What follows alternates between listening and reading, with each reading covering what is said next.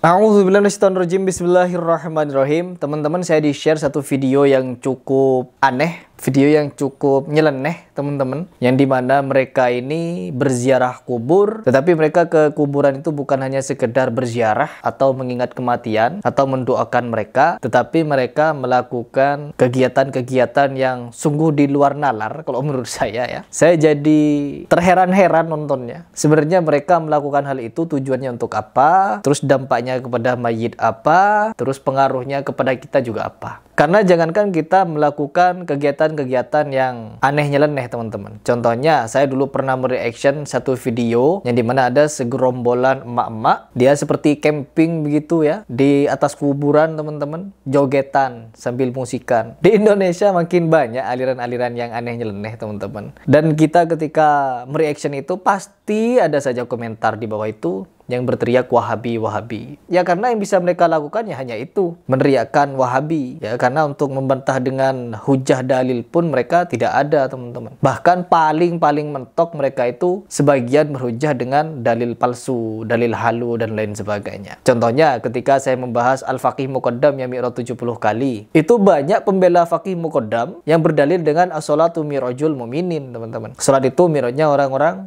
mukmin. Na'udzubillah min dzalik. Baik, tidak perlu ngalur ngidul membahas Faqih Muqaddam. Kita fokus kepada pembahasan yang kali ini kita mau bahas, yaitu tentang orang-orang yang ziarah kubur dengan ritual-ritual aneh, ya, tradisi-tradisi aneh. Coba kita langsung simak seperti apa videonya. Oke, ini dia ya. Tuh, kita bisa saksikan bersama, teman-teman. Di setiap kuburan dinyalain obor. Ini bukan lilin lagi sepertinya, ini obor, teman-teman. Tuh. Ya, besar ya. Setiap kuburan, teman-teman. Setiap kuburan ada apinya. Ada apinya. Allahu Akbar. Saya kalau mau bertanya, mau nanya ke siapa ini ya? Yang ngajarin seperti ini siapa? Ulamanya, kiainya, asatidnya, ustadznya. Siapa yang ngajarin seperti ini? Ini tidak moro-moro muncul ide seperti ini, teman-teman. Tanpa adanya fatwa, tanpa adanya petunjuk dari orang yang mereka anggap tokoh. Ya Allah, ya Allah.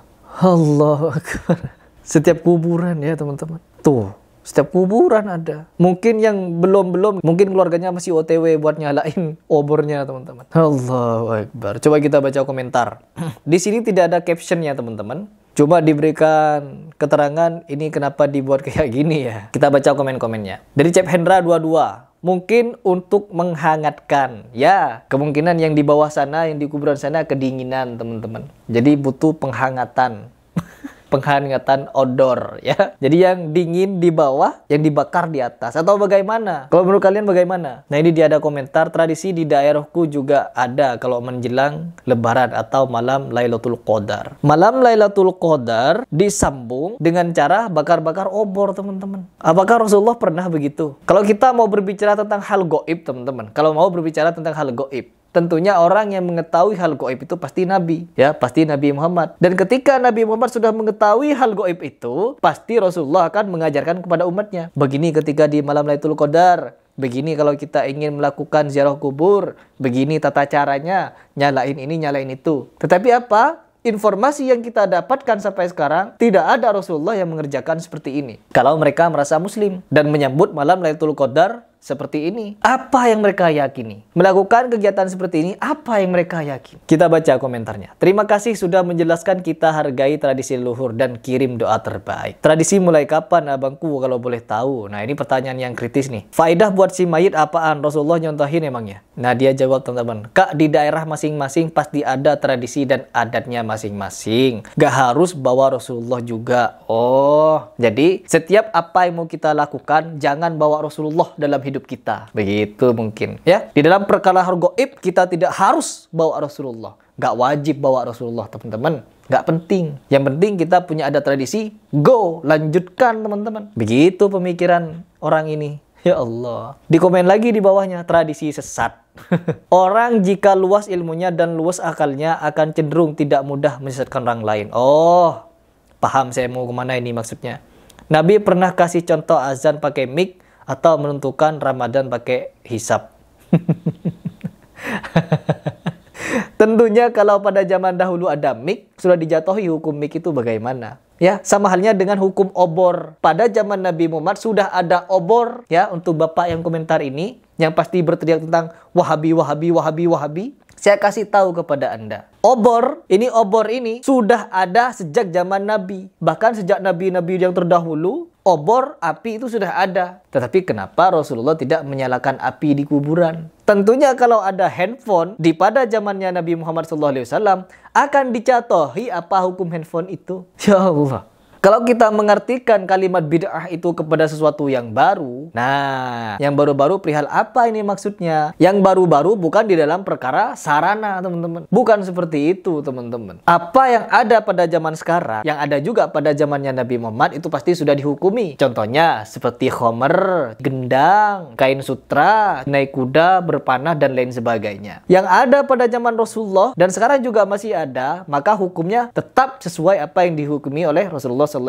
Tetapi apabila yang tidak ada pada zaman Rasulullah, kita jangan mengada-adakan. Contohnya seperti ini, menyalakan api di kuburan. Setiap kuburan ada apinya, teman-teman. Apakah pada zaman Rasulullah SAW tidak ada api? Sampai-sampai tidak menyalakan api di kuburan. Ada contoh-contoh yang dimana Rasulullah SAW juga mengirimkan pesan teks, pesan bertulis kepada raja-raja dan orang kafir pada zaman dahulu, mengirimkan kepada Rasulullah, mengirimkan surat, teman-teman. Surat yang ditujukan kepada orang kafir untuk masuk Islam. Artinya surat itu apa? Teks, tulisan, pesan singkat yang dikirimkan kepada seseorang. Kalau sekarang apa? Dulu juga sebelum adanya telepon, sebelum adanya HP, kita untuk mengirimkan informasi kepada orang juga menggunakan surat menyurat. Bahkan ketika saya sekolah pun, ketika di zaman saya sekolah tidak ada HP, untuk menyatakan perasaan kepada lawan jenis pun kita menggunakan surat kadang. Saya kalau ingat itu lucu ya. Jadi teman-teman saya itu kalau ingin menyatakan perasaan kepada lawan jenisnya itu nulis surat, teman-teman. Karena gak ada HP.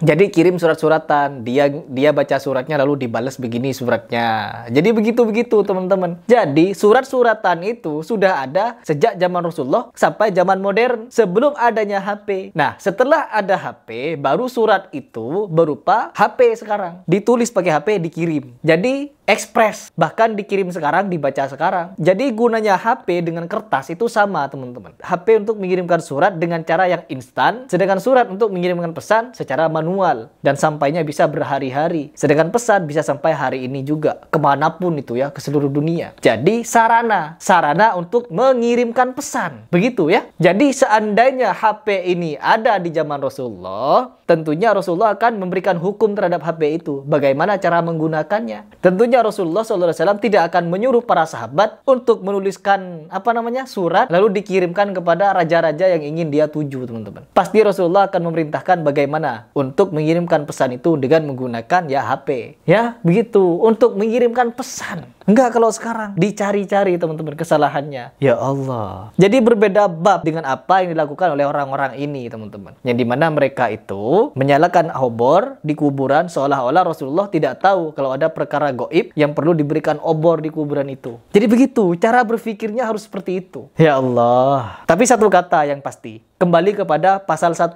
Wahabi selalu salah. Top.